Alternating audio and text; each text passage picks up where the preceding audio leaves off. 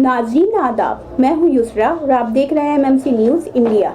नाज़रीन, अगर आपने अभी तक हमारे चैनल को सब्सक्राइब नहीं किया तो आज ही हमारे चैनल को सब्सक्राइब करें ताकि आप सच्ची और अच्छी खबरें सबसे पहले देख सकें। कांग्रेस के कौमी तर्जुमान मीम अफजल के मुख्तलिफ मौज़ूआत पर देखिए खास बयान।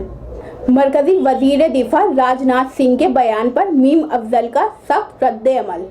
रक्षा मंत्री राजनाथ सिंह जी ने आज शस्त्र पूजा करने के बाद ये कहा कि हम चीन के साथ ताल्लुकात अस्तवार करना चाहते हैं, ठीक करना चाहते हैं, लेकिन हम 1 इंच ज़मीन पर भी किसी तरह की कोई सौदेबाजी नहीं करेंगे। जाहिर है कि इस मौके पर उन्हें यही बोलना चाहिए था, लेकिन आज दशहरे का पवित्र त्यौहार है।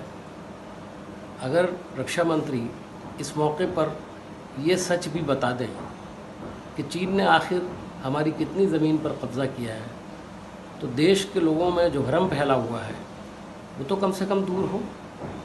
जाहिर है सेना और फौज और सरकार के हर उस कदम के लिए जो देश की हिफाजत के लिए उठाया जाएगा, सब लोग साथ होंगे, लेकिन कुछ चीज़ों को जो छुपाया जा रहा है उनका मंजर आम पर आना, जनता के सामने आना बहुत ज़रूरी है। जहाँ तक भागवत जी का ताल्लुक़ है, उन्होंने भी एक बयान दिया है और राहुल जी ने बिल्कुल सही ट्वीट किया है और उन्होंने सही कहा है कि शायद भागवत जी को ये अंदाज़ा है कि चाइना ने हमारी कितनी ज़मीन पर कब्ज़ा किया है। मीम अफजल ने कोरोना के मामले में सरकार को किया आगाह। कोविड-19 का जो ग्राफ है वो 78 लाख तक पहुंच गया है, यानी 7.8 मिलियन। पूरी दुनिया में आज इसकी चर्चा हो रही है कि भारत में ये मर्ज़ बहुत तेज़ी के साथ फैल रहा है। एक तरफ ये मर्ज़ फैल रहा है और दूसरी तरफ हमारी सरकार इस पर बहुत ज़्यादा बोलने के लिए तैयार नहीं है, इस पर बहुत ज़्यादा शायद काम करने को भी तैयार नहीं है। बिहार के अंदर जिस तरह से इलेक्शन कराए गए हैं, सब ने मना किया था कि इलेक्शन नहीं कराना चाहिए, लेकिन इलेक्शन कमीशन ने ऐसा किया और इलेक्शन बहरहाल वहाँ हो रहे हैं। मुझे सबसे बड़ा डर ये है कि आने वाले वक्त में बिहार के लोगों को इस इलेक्शन की सज़ा दूसरी शक्ल में, यानी इस महामारी के ज़ोर की शक्ल में भी शायद बर्दाश्त करना पड़े। मीम अफजल ने पीएम को बनाया निशाना, कहा हर चीज को इवेंट क्यों बना देते हैं। दिया जलाने से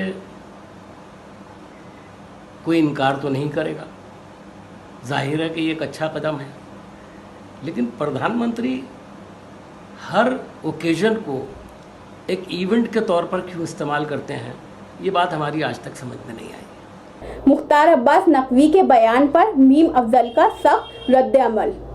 नकवी साहब माइनॉरिटी अफेयर्स के मिनिस्टर हैं और इस देश की माइनॉरिटीज़ के अंदर क्या रेडिकलाइजेशन है ये देखना शायद वो अपनी जिम्मेदारी समझते हैं, लेकिन मैं उनसे ये पूछना चाहता हूँ कि इस पर कांग्रेस से सवाल करने की बजाय सबसे पहले वो आरएसएस के रेडिकलिज्म पर और भारतीय जनता पार्टी के उस रेडिकलिज्म पर अपनी राय पेश करें, जिसके ज़रिए आज पूरे देश के अंदर नफ़रत का कारोबार हो रहा है, जिसका नाम लेकर के बाकायदा चुनाव लड़े जाते हैं। बिहार के अंदर भी वो प्रक्रिया चल रही है।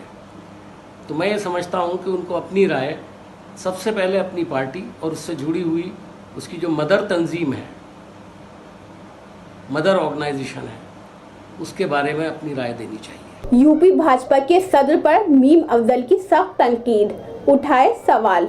भारतीय जनता पार्टी के उत्तर प्रदेश के प्रेसिडेंट सत्येंद्र देव सिंह जी ने बहुत ही कंट्रोवर्शियल बयान दिया है।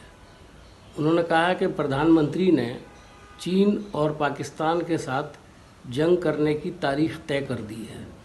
यही नहीं, उन्होंने ये भी कहा है कि जिस तरह राम मंदिर और 370 को के बारे में प्रधानमंत्री ने फैसला किया था, इसी तरह उन्होंने चीन और पाकिस्तान के साथ जंग का फैसला कर लिया है और उसकी तारीख भी तय है और वक्त आने पर सब चीज़ आपको सामने आ जाएगी। मैं समझता हूँ कि ये सरकार के लिए बड़ा एम्बैरेसिंग किस्म का बयान है और इससे हमारी जो डिप्लोमेटिक कोर है उसके अंदर भी बड़ी ज़बरदस्त तशवीश पाई जा रही है। चूँकि भारत हमेशा इस बात का हामी रहा है कि मुल्कों के साथ जिनके साथ भी हमारे कुछ इख्तलाफात हैं, चाहे वो पाकिस्तान हो चाहे चीन हो, हम पुरअमन तरीके से बातचीत से मसाइल को हल करें। लेकिन इस तरह का बयान देना गवर्नमेंट ऑफ इंडिया को, सरकार को और भारतीय जनता पार्टी की सरकार को, ख़ासतौर पर प्रधानमंत्री को एक एम्बैरेसिंग सिचुएशन में लेकर के आते हैं। मैं समझता हूं कि भारतीय जनता पार्टी को इमीडिएटली अपने प्रेसिडेंट जो उत्तर प्रदेश के हैं उनके खिलाफ तुरंत कार्रवाई करनी चाहिए, उन्हें उनके ओहदे से बर्खास्त करना चाहिए। मीम अफजल ने कॉमन सिविल कोड के सवाल के लिए भी भाजपा को घेरा, कहा ये बिहार इलेक्शन के लिए है। हुसाबले साहब का बयान बिहार के इलेक्शन के नुक्ते नज़र से ही दिया गया है और ये भारतीय जनता पार्टी और आरएसएस की पुरानी स्ट्रैटेजी का एक हिस्सा है कि इलेक्शन जब भी आए कोई नया मुद्दा पोलराइजेशन करने के लिए पैदा करें। कॉमन सिविल कोड को लेकर के बहस होनी चाहिए, ये बात तो आज बहुत लोग कह रहे हैं, इस पर बहस तो पिछले 50 साल से चल रही है, कोई नई बात तो है नहीं। लेकिन आज इस मौके पर यह बयान देना, इसका मतलब यह है कि बिहार के इलेक्शन में अब कॉमन सिविल कोड के मुद्दे को उठा करके बिहार के इलेक्शन को आम मुद्दों से अलग करने की कोशिश करने का एक और हथियार जो है वो आरएसएस ने इस्तेमाल करने के लिए बीजेपी को दिया है। तो ये थे नाज़रीन कांग्रेस के कौमी तर्जुमान मीम अफजल, जिन्होंने कई अहम सवाल उठाए। तो नाज़रीन हम फिर हाजिर होंगे कुछ बड़ी खबरों के साथ, तब तक के लिए हमें दीजिए इजाज़त और देखते रहिए एमएमसी न्यूज़ इंडिया और हमारे चैनल को ज़्यादा से ज़्यादा सब्सक्राइब कीजिए। शुक्रिया, खुदा हाफिज़।